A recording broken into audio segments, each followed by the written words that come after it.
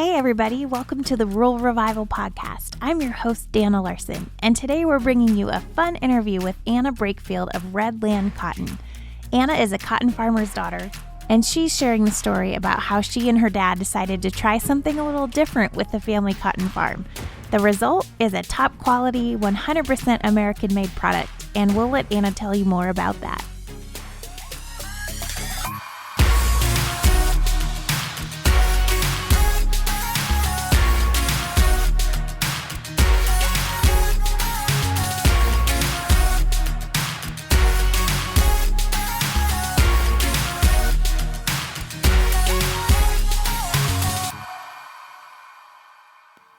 Well, Anna, you are a cotton farmer's daughter from Alabama. What was it like growing up on a cotton farm?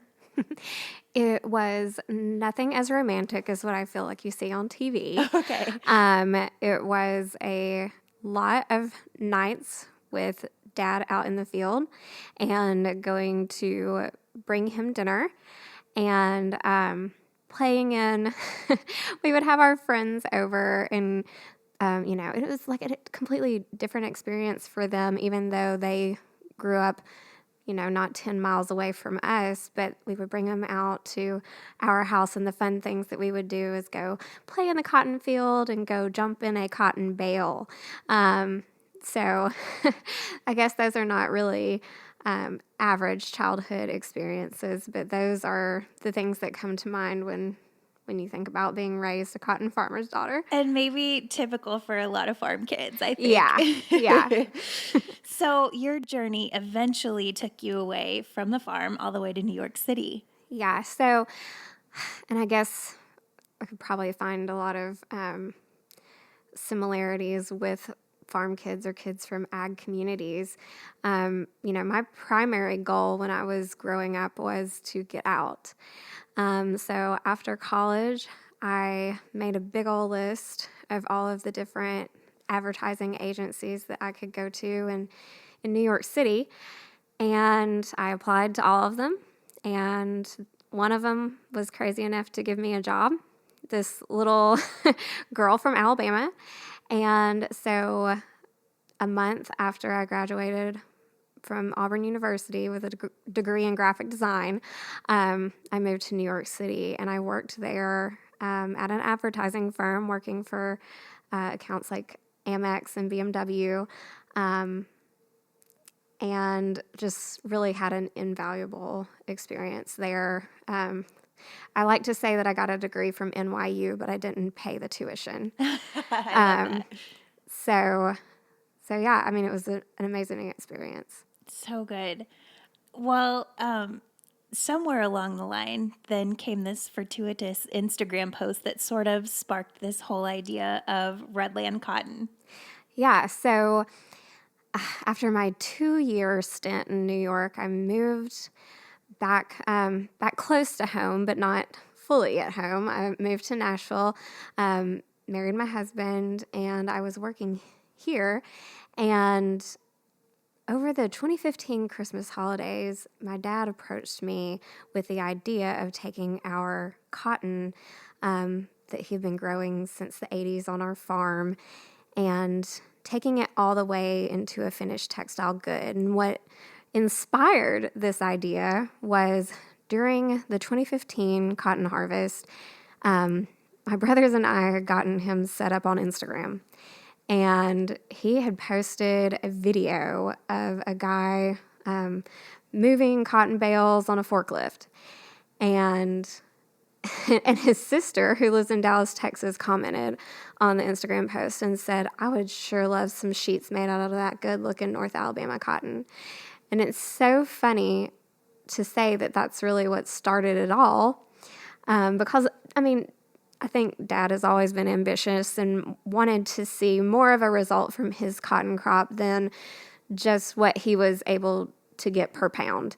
Yeah. I think any farmer sees the end result of their labor and is like, where am I missing out on this part? Yeah. So he's always been thinking about that, but that just kind of hit home for him, like, well, maybe I can do this. And he knew that I wasn't really happy with the job that I had here. And he was just like, what do you think about doing this with me? And I was like, maybe.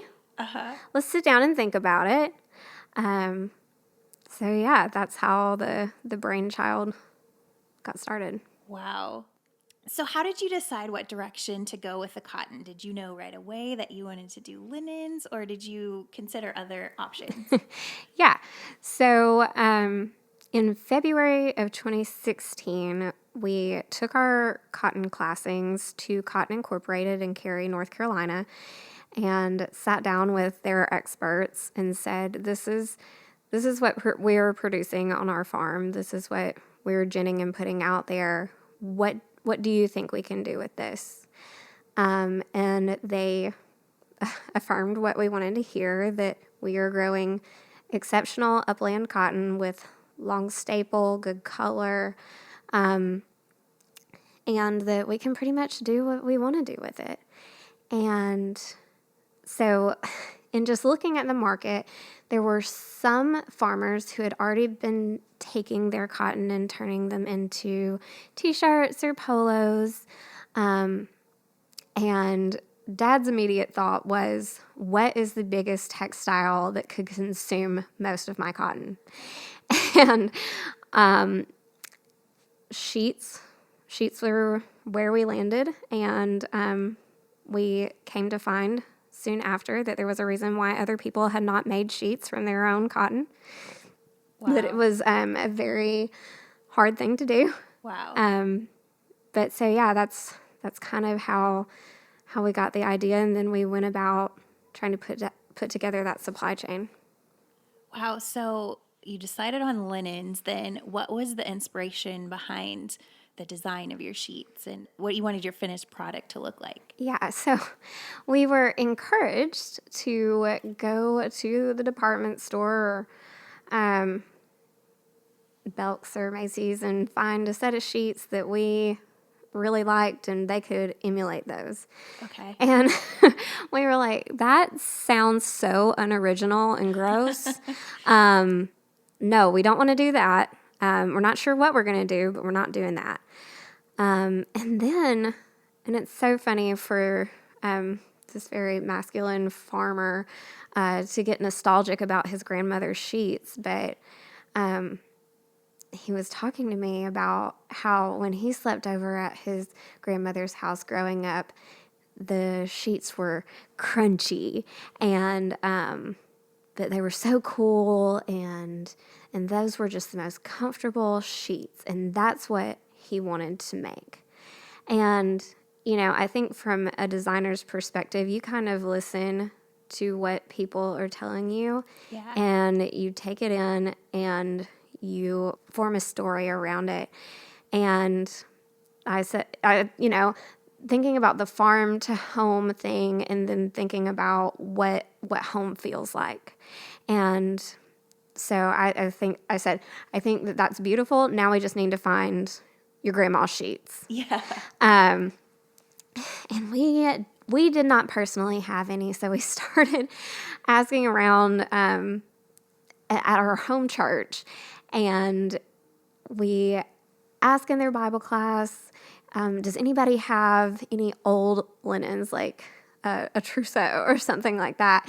And one of our good friends had these massive containers of old bed sheets, and they were beautiful. There was handmade tatted lace, hand-done monogramming, just really beautiful. And she let us go through those tubs of sheets and pillowcases and pull some out, let us sleep on them. I mean, these things were over 100 years old, and they were still holding up beautifully. Huh. And I did not sleep on them first, but Mom and Dad slept on them, and they called me, and they were like, this is it. This is what we want to make. And I was like, I'll meet you at the Cracker Barrel, and we can look at these and talk about them. So I met them halfway between Nashville and Alabama at a Cracker Barrel, and we looked at these sheets and said, this is it. So from there, we sent that old bed sheet to some textile engineers. They cut off a little piece of it and were able to analyze the yarn size, the weave construction, and pretty much gave us the formula for recreating your grandmother's sheets. Wow. It was totally worth it to go the extra mile and not just go to Belk and get a department store set of sheets. Yeah, that's great. So what then was the process like to figure out how to recreate the sheet? Did you have any idea where to start? No. So I think, when you're looking at your business, it's important to see where you need to fill in the gaps. And once we had kind of looked at the supply chain that we were going to need to create, we decided we needed a consultant of some sort.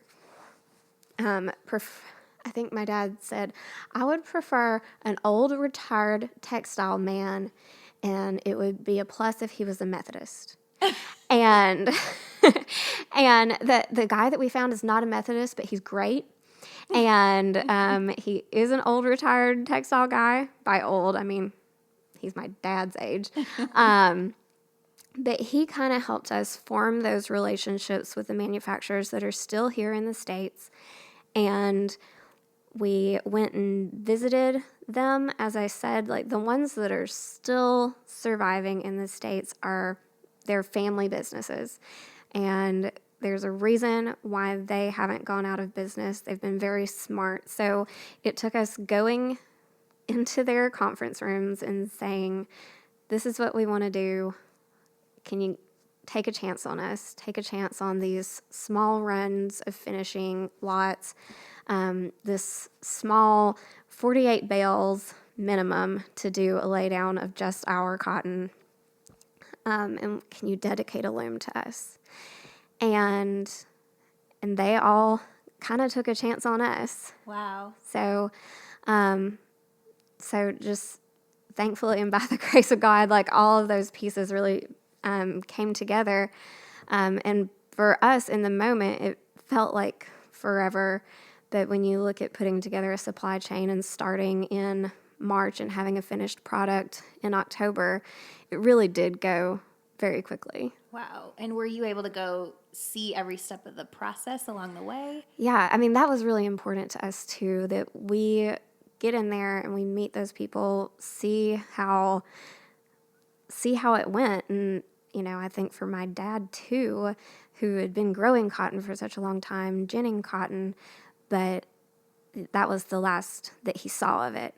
To actually see his cotton in the name, Redland Cotton, on the machines where it was going through, I think that was huge for him. So we saw the spinning of the yarn, we saw the weaving, the finishing, the cut and sew. I mean, even traveling all the way to New Jersey, it was important that we be involved in every step of the process so that we could understand and therefore communicate to our customers why this is important. And what a great moment that must have been when you finally got to hold those sheets in your hand. Oh my gosh, it was ridiculous. They came in these big boxes, and at the time we were working out of the gin office. So I had set up 2 racks of shelves, and we got them in, and starting in July of 2016, I had done these illustrations of the sheets, what they were going to look like, and I had sold them pre-order. Primarily to people that knew us, but I mean, there were some people that didn't know us that had taken a chance on a drawing of a set of sheets that were being manufactured entirely in the United States from one cotton grower's crop. And I think we had maybe 150 sets that we needed to ship. Okay. So when we got the first shipment of sheets, you can watch, if you say that real fast, you can really mess up. And we got to shipping and packing, and it took us a few days, and a few friends coming to help us out in our gin office. One of the great things about small towns. Yeah.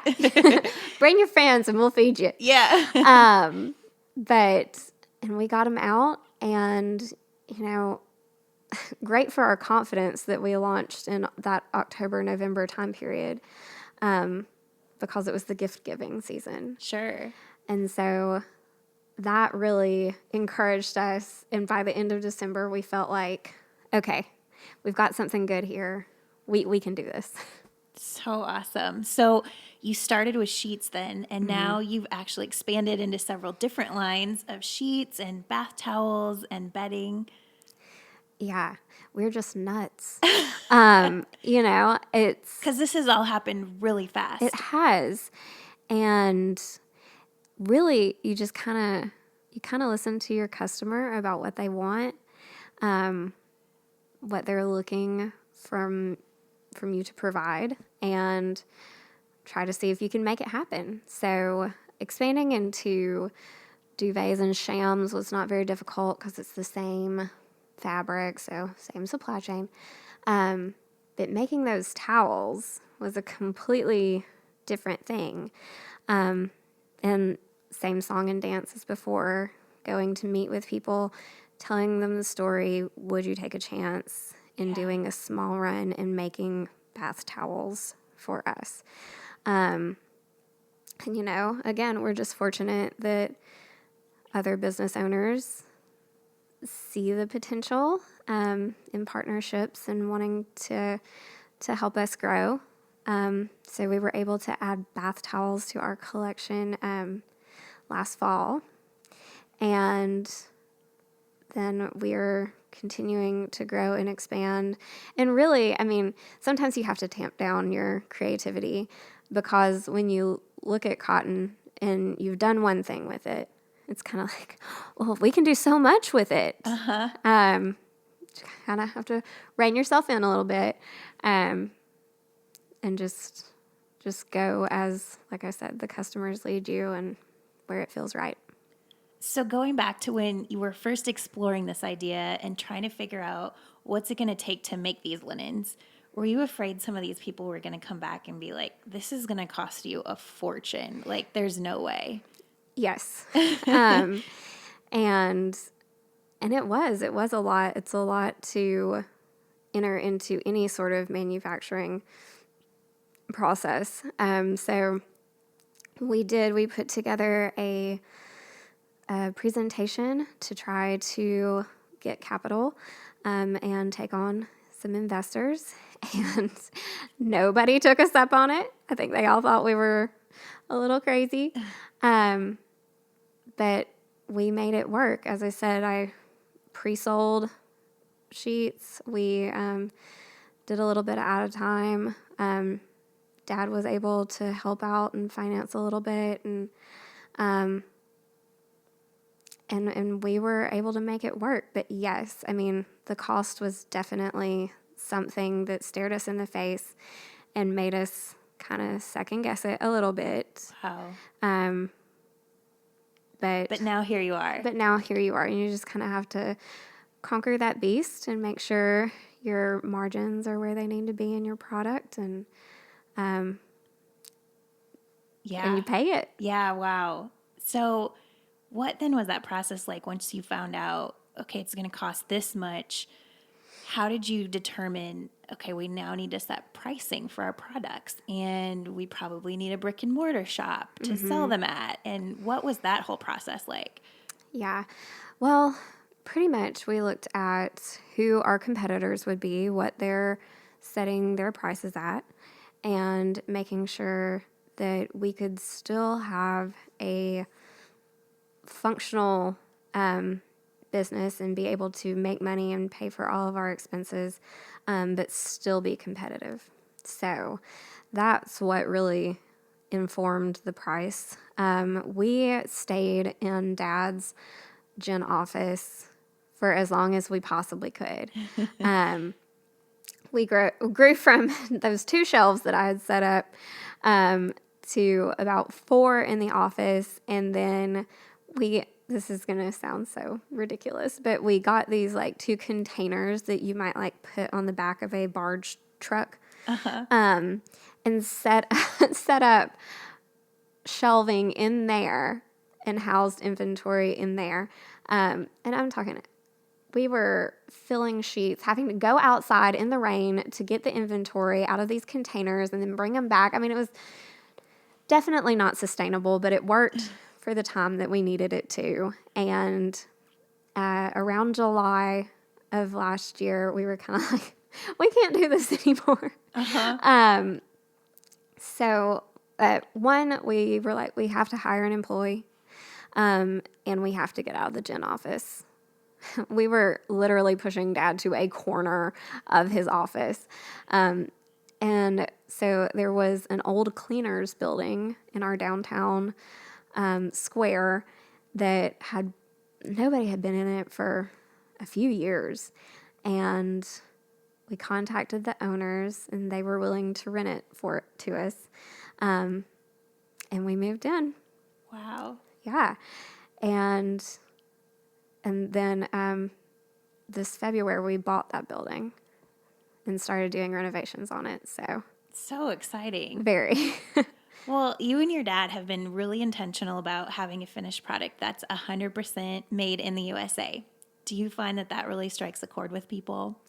Definitely. I think that is the primary point that really gets people's attention, that separates us from any other set of sheets that you can buy.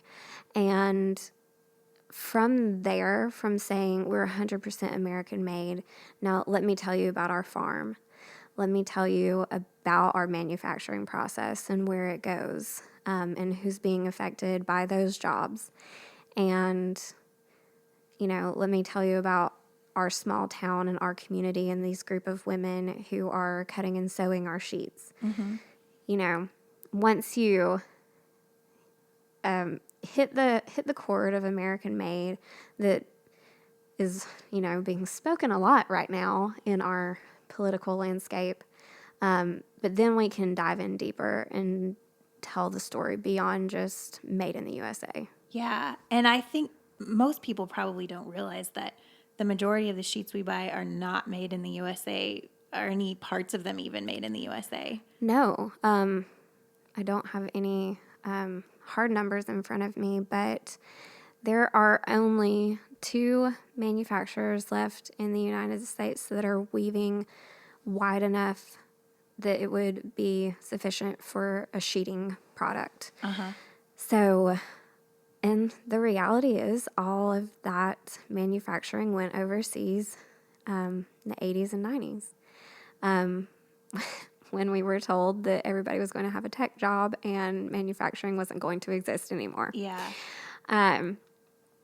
So it's very true that, there's some garments that are being manufactured in the United States, but as far as those like big wide goods, there are only 2 people doing it. So that really sets you guys apart, and I love that about your company. You've also been intentional to keep the heartbeat of this in your local community with your farms and the shop, and kind of like you were saying, just involving a lot of the community. So how has the local community responded, and what does this mean for your town? Yeah, they have responded with force. When we first put together our supply chain, we were doing this, we wanted to do this decorative hem stitching on our sheets that we had found in the old bed sheets that I referenced earlier. And there was no manufacturing cut and sew that was willing to do it. They said it would take too much time and it was going to be too expensive. And we were like, no, we have come this far and put this together. We're not going back. And so we found this woman in New Jersey who had a small shop, and she was willing to do it for us. So we started out there manufacturing the sheets, and then in December, we got a call from these ladies that have a cut and sew, unbeknownst to us, in our community, and I think they first asked if they could make shirts out of our fabric. And we were like, no, we're not really into shirts, but like, would you be interested in sewing our sheets? And I mean, they didn't have a cutting table for it. We had to buy a hem stitch machine for them to use, but we wound up transferring all of our cut and sew business back to our hometown. Literally, we drive down the street and go pick up our inventory. That's incredible. Yeah, and I mean, they've been able to hire 6 to 8 new employees in their facility alone. So as far as a community coming together and rallying around a business and another business helping another business, it's been really awesome to see that grow. Yeah, and they must love that you stayed true to your roots, even with the naming of your products. Definitely. Well, it's just another way that we can kind of get personal and tell about our community and tell about our farm. So we named our ticking stripe sheets the Lawrence Ticking Stripe. We farm in Lawrence County. Our towels are the Leeton Bath Towel Collection. So we also farm in a little community of Leeton. And then we have names for all of our fields. So like the Baker Lane duvet cover, the Abbey Church duvet cover.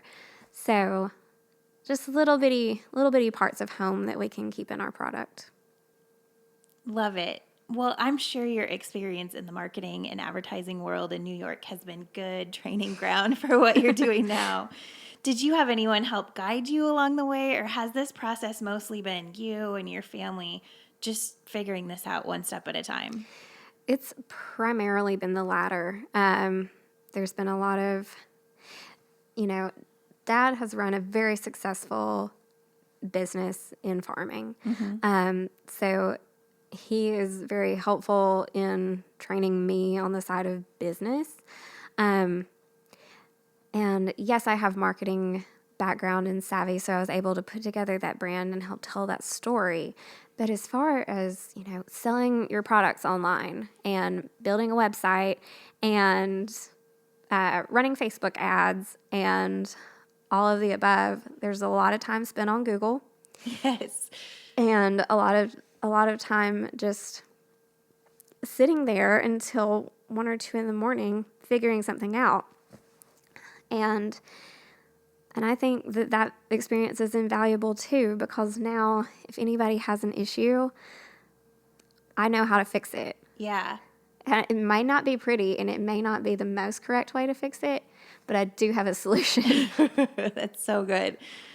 So now you're able to split your time between Nashville and the farm. And, I'm sure a lot of that is due to technology and all that we can do with that. But also, how fun must it be for your dad to be working alongside you? I bet he loves it. Yes, and he works alongside me in such a different capacity than he does with my brothers, who also work on the farm with him. So when I come into town, he'll come up to the store and check on things at the store. And when we do our commercials and stuff, he'll come up to Nashville and stay with us to record those commercials. It's kind of really the best of both worlds, having him there at the farm, and he can manage that aspect of things, but then I can still be here with really good internet. Yes. And resources here that can help me continue to grow our brand. And one thing that's great about Nashville, too, is they really seem to support local businesses and people starting out as entrepreneurs. So has that been a help to you, too? Definitely. I think the more that you live around Nashville, everybody has some sort of a side hustle. Yes. I see that you're a pharmacist and you work at Vanderbilt, but what do you do? Yeah. I understand that that's how you get a paycheck, but what do you really do? Yeah. So I think that sense of everybody is on a journey that may not be the most conventional one kind of helps you along and say, well, I'm not weird. Yeah. It's not just me. Right. Yeah. Everybody's doing it. Yeah. What has been the most fun part of this journey for you? I think every time we launch a new product or bring something into the world, kind of, the reward is so great. And you've sat there and you've worked on it and you've been rejected by people Yeah. and things haven't gone your way on some parts, but yet you've worked for it and it's here. Every time that we're able to do that, that's just the funnest thing. So good. Well, what you've started has obviously been a big hit, and you've had a great response. You've been featured in a lot of magazines and gotten some great press in just a short amount of time, too. So where do you go from here, and what can we expect next from Redland Cotton? Yeah. So right now we're still using a pretty small percentage of the cotton that we produce annually. So that's really the goal, is to continue to grow, get our name out there, and eventually, my dad says, I want to be able to use all of the cotton that I produce in my own textile. So that's the long-term goal, and we'll just keep on keeping on until we reach that level, and then who knows what else is after that. Yeah, and just talking about bringing new things into the world, you have kind of a fun announcement. Yeah, so last fall, about the time that we were bringing towels into the world, I found out that I was pregnant.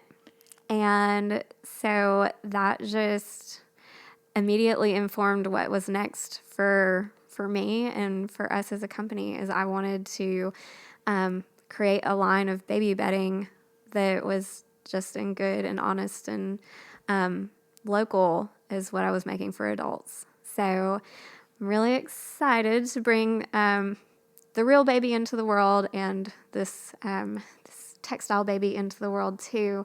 We'll be launching baby linens, which will include fitted sheets, crib skirts, and little baby quilts.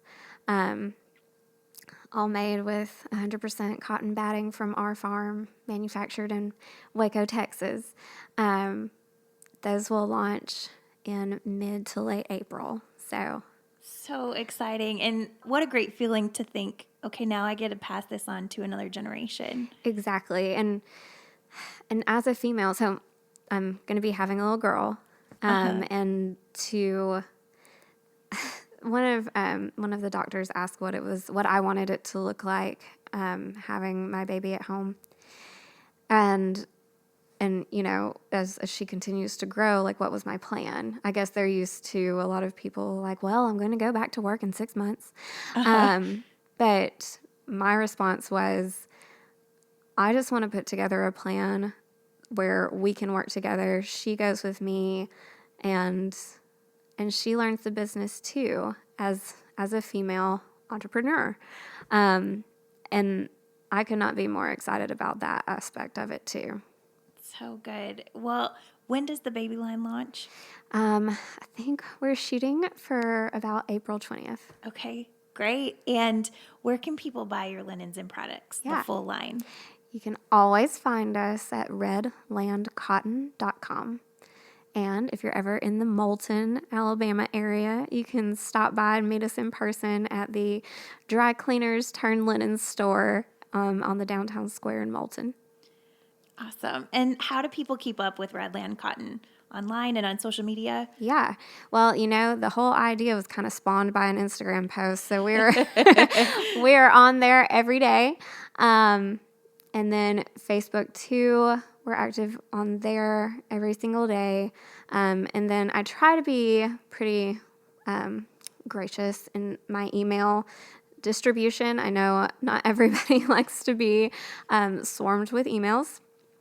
But you can always sign up for our newsletter on our website. Sounds great. And I will also say, if you want to learn how cotton is grown, because I grew up in a part of the country where cotton wasn't grown, and so I've been checking out your YouTube videos. Yes. And your dad does a great job of just explaining to people every part of the process. So I would encourage everybody to go check those out too. He's a hoot. Yeah. Well, Anna, thank you so much for being with us today. Thank What you. an incredible journey. We're so excited for everything that's ahead for you too. And we'll keep following along. And we also want to do a follow-up episode maybe this fall with your dad where he can share like more of the farming side of the business. So Yeah, and that will be hysterical. I guarantee it. well, we look forward to it. Thank you so much. Thank you.